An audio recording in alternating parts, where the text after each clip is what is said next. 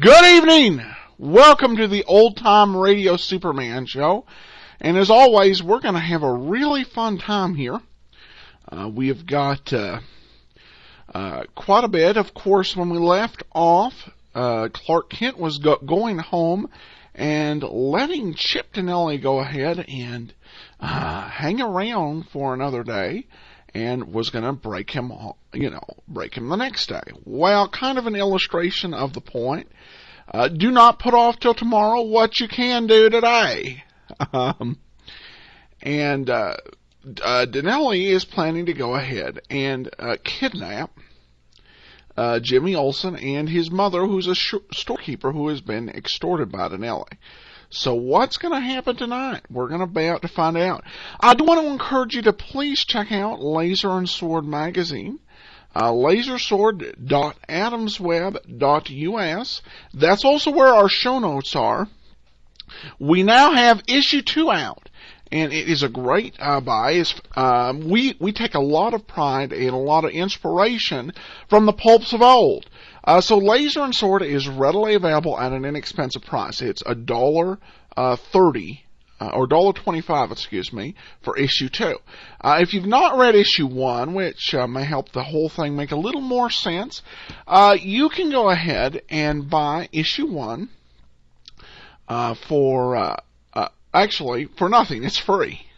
So please go to lasersword.adamsweb.us. If you love serials, if you love serialized fiction, Laser and Sword magazine is for you. So lasersword.adamsweb.us, get your copy today. Alright, so let's go ahead and we're going to find out what's going to, see if Chip Dinelli is going to be successful here. And let's go ahead and take a listen. Presenting the transcription feature, Superman.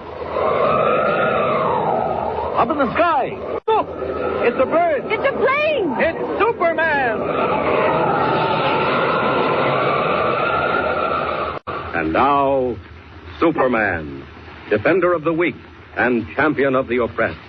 Superman, who came to Earth from the planet Krypton, resolved to dedicate his life to the cause of truth and justice, and mingles with ordinary men as Clark Kent, meek reporter for the Daily Planet. At the moment, Superman is fighting a petty racket.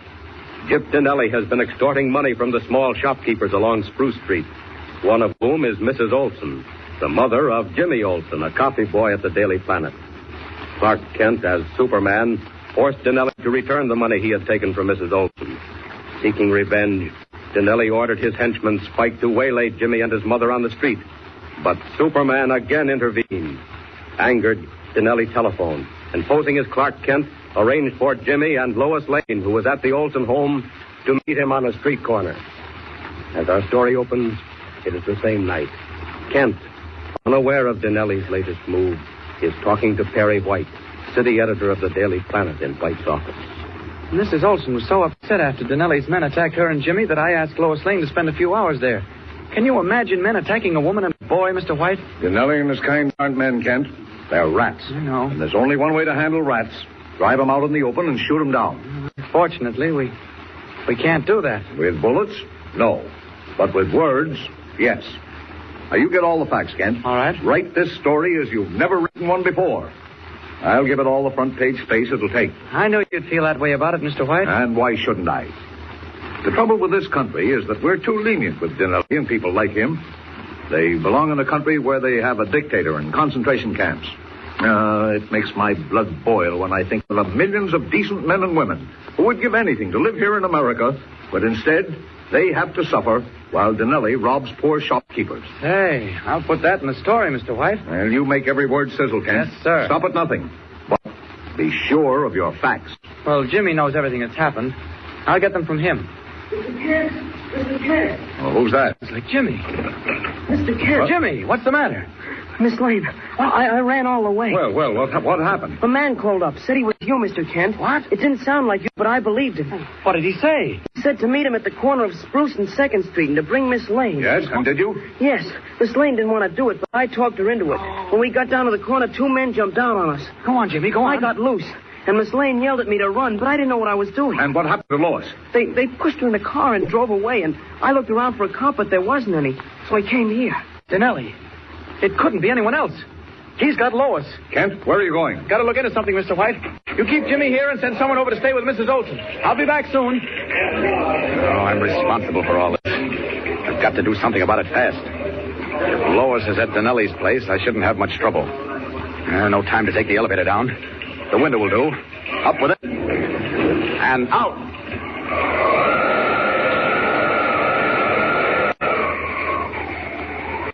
Like an arrow shot from a bow, Superman streaks across the darkened city in the direction of Dinelli's headquarters. His only thought to rescue Lois Lane from the racketeer's clutches. His only hope that he reach there before any harm comes to her. Faster. Faster until he swoops down like a great bird and lands in the concrete driveway alongside a 3-story house. There. Don't think anyone saw me. Those clouds were conveniently low. Now, let's see. Dinelli's office was on the 3rd floor. Well, I'll climb up and sneak through a window. Quietly. There. Not so easy clinging to the sill. Now, up with the window. Gently. There. And into the room. Looks dark and deserted. I hope I'm not too late. Wait. I hear something. A man talking in the next room. Okay, boss. I'll be there in an hour. Yeah, sure. I'll bring the dough with me. Goodbye. You'll be where in an hour? Hey, where'd you come from? Never mind that. Where are you going? To Dinelli? Get away, around. You won't do anything. Hey! Now talk, or I'll break your heart. Hey, let me go. I ain't done nothing. Where's Dinelli? You were just talking to him on the phone. Where is he? I don't know. I swear I don't know. I'll refresh your memory. Let's see whether you bounce like your boss did up against the wall. No more. Oh. Will you talk? Yeah, I'll talk. All right. Get up on your feet. Stop. Don't do that. Come back here. Oh. A fool. Dove out the window to the concrete driveway 3 stories below. This is the last racket he'll ever be mixed up in. Crowds gathering. I'd better go. Can't afford to be seen here. Out the back and away!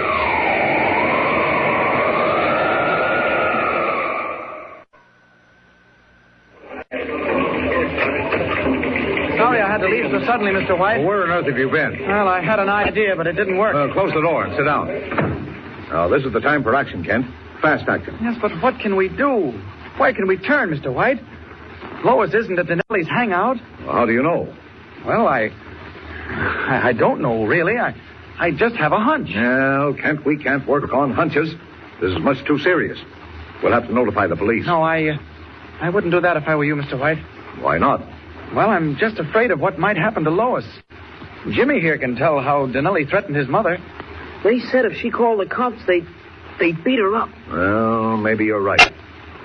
Well, one thing we can do is to make use of the Daily Planet. Now, I've got a story all set for the first edition tomorrow. Had a rewrite man get the facts from Jimmy here and knock it out. Oh, good. Yeah, listen to this banner head. Planet reporter Mrs. Racketeer believed responsible for... City desk. White speaking. Is Clark Kent there? Who? Clark Kent. Now, hold on. It's for you, Kent. Thanks, Mr. White. Hello. Is this Clark Kent of the Daily Planet? Yes, I'm Clark Kent. Mr. Kent? Yes? If one word about my business is printed in your paper, Miss Lois Lane may run into trouble. Who is this talking? Dinelli is the name, Kent. Mr. White, have this call traced. It's Dinelli. I'll keep him on.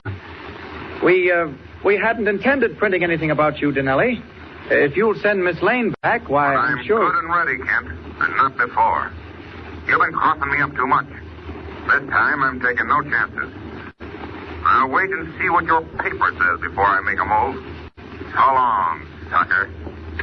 Was that really Dinelli, Mr. Kent? I got it, Kent. I've got it. Good. On the other phone. Yes? He was calling from a drugstore booth in Little Falls. That's a town about 50 miles from here. I'll leave at once, Mr. White. Now, hold on. I'm going with you. What? Yes, we can take my car. This time, I'm going to be in on the kill. But, Mr. White... Well, I want to crack at Dinelli, personally. Mr. White, I can get there much faster alone. What? Well, what do you mean? Well, that is... Nothing doing. I'm coming along. Can I go, Mr. White? You? Of course not. Oh, please, Mr. White, I won't be in the way. Jimmy wants to learn how to be a reporter, and, well, after all, it is his story. Are you mad, Kent? Taking a kid up to a place... I'm not a kid, Mr. White. I'm 14. Oh, well, all right. But you're responsible for him, Kent. I'll watch him. Gee, thanks a million, Mr. All right, Kent. Now, before we leave, I want to okay this story. Now, Mr. White, you can't print that story. What? I didn't tell you, but Dinelli said if we printed one word about him, Lois would suffer. Kent, you're right. You're right. He's got us blocked. But not for long. Come on. I'm itching to get my hands around Dinelli's throat. And when I do, it'll be just too bad. But even as Clark Kent, Editor White, and Jimmy Olsen speed northward through the night, two men converse in the front room of a cabin located on the edge of a dense pine forest, 2 miles above the town of Little Falls. One of them is Chip Dinelli. The other, his henchman, Spike. Listen. Yeah, it's pretty near midnight. Let's keep in Tony. Said he'd be here in an hour. Well, maybe he had a flat, Chip. You can't tell. Oh, what did that reporter Kent have to say when you call him up? Eh, what could he say? Don't you worry. That paper won't print nothing about me. Not while we got the Lane girl. Well, what you gonna do with her, Chip? That all depends. Say, I ain't heard her yowling lately. She all right? Yeah, tied up in the back room. Yeah, I guess she got tired. Where's that briefcase with the records of collections we made from the storekeepers? I tossed it in the back room. You think it's safe with her in there? Sure, she'd have to be a Houdini to get loose. I wish Tony'd get here with that dough. I was a fool to leave it in the house. With some dough, I can start paying off a few guys and quiet this thing up. He'll be here, Chip, unless he's dead. What do you mean? Well, gee, for gosh, I was only kidding, Chip. Can't you take a joke? There's no time for joking. See what the girl's doing. She's all right. Chip, she's gone. Out the window. What? The briefcase is gone, too. Briefcase gone? Yeah, she took it with her. Wait, here's a flashlight. Look, you can see her tracks in the mud. She went into woods. Well, after her, quick. Look out, you fool. The kerosene stove. Oh, I didn't see it, Chip. Of course you didn't, you clumsy ape.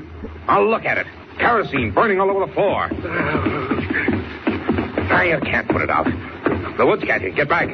Come on outside. It'll go up like a torch in a minute. Gee, it sure is burning. What about the girl in the woods, Chip? Forget about her. We got to think about ourselves.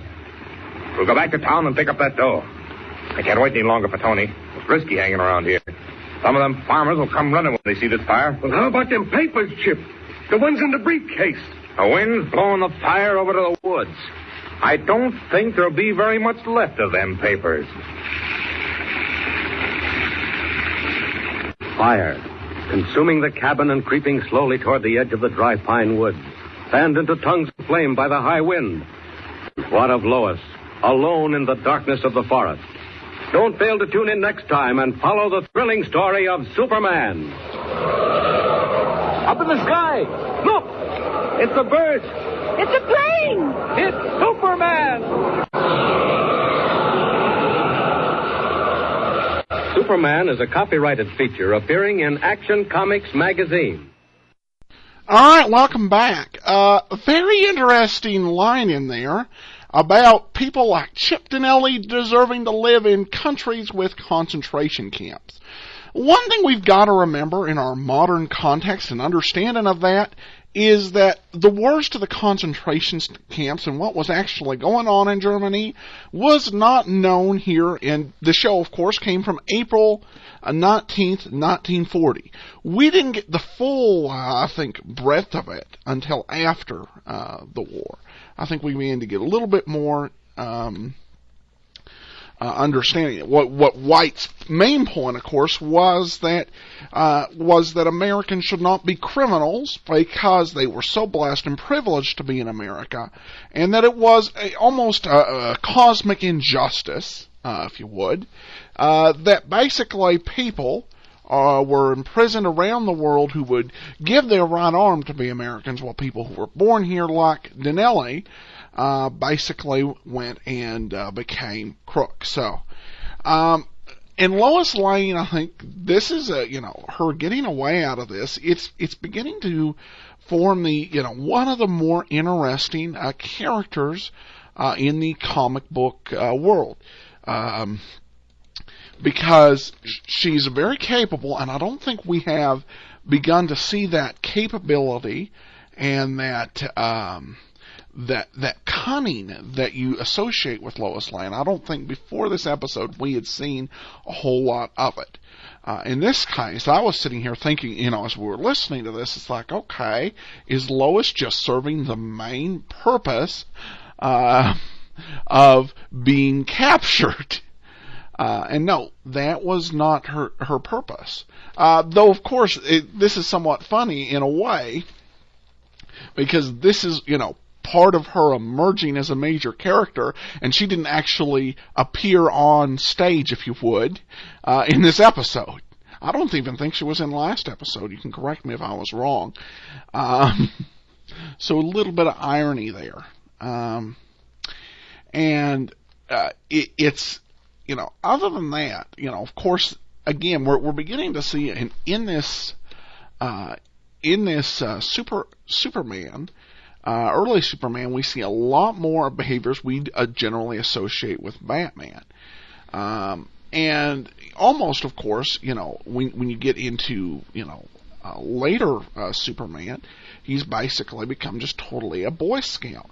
But Superman early on, I think like most heroes of the era, both superheroes and regular heroes, was a very strong personality, a very strong and tough figure, because that's the way we want him. We want him tough, and this is a Superman that if you were making a movie about it, that Humphrey Bogart could play. I'm just picturing Humphrey Bogart as Superman. Lois, sweetheart. Okay, I'm going to get fined for criminally bad imitations of Humphrey Bogart.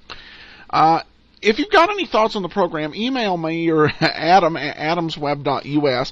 Please cast your vote for us, Podcast Alley, podcastalley.com.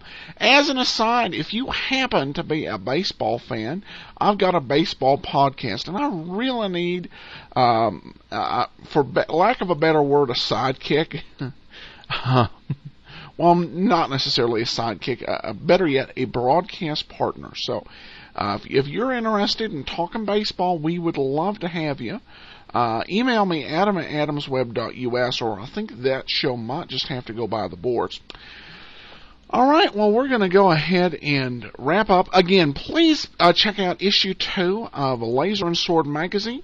We continue our tradition of, our goal of bringing back the same type of stories as made pulp fiction so popular in the early part of the last century at an affordable price to readers. That's why you can download for $1.25 issue 2 of Laser and Sword. And if you've not read issue 1, you can get it absolutely free at lasersword.adamsweb.us.